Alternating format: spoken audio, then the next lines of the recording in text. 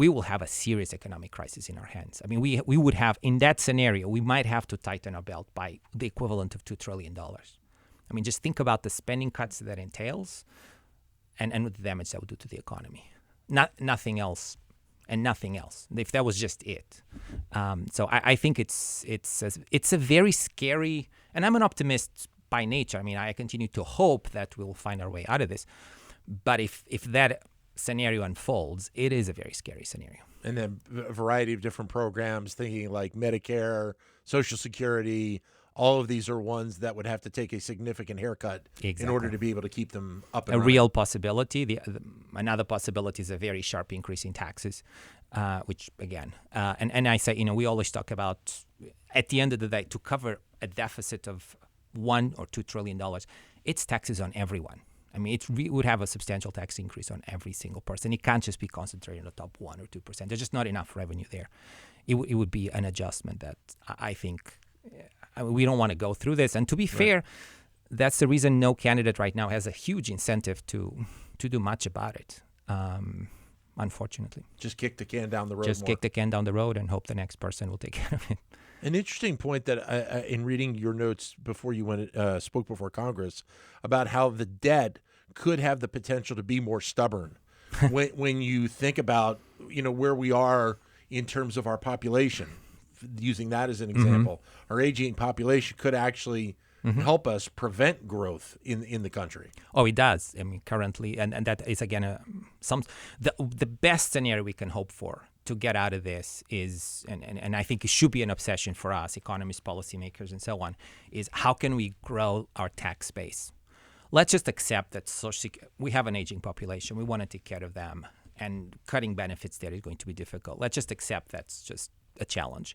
The only way out of this is to have a bigger tax base, to increase the revenues for the government. The best scenario there is to increase the pie, the size of the pie. Right.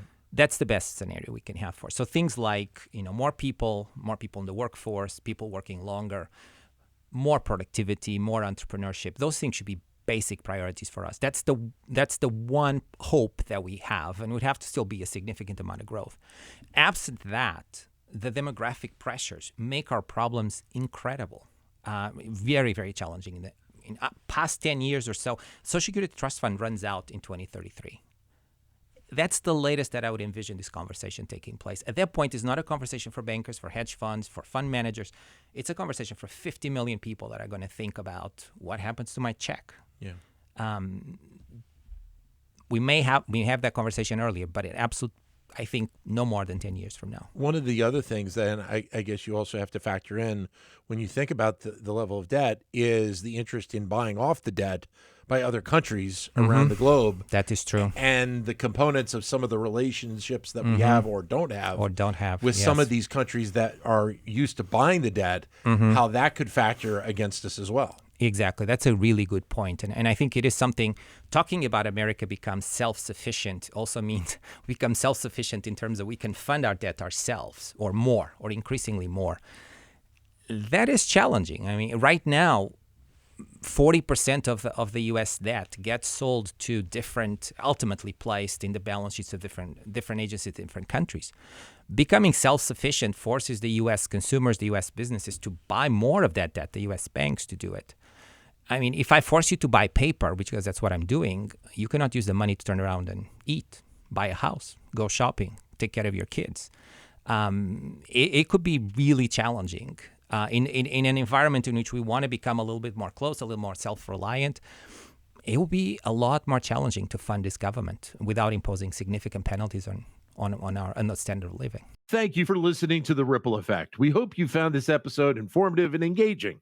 Don't forget to subscribe and leave us a review so that we can continue to bring you the best insight from the Wharton School.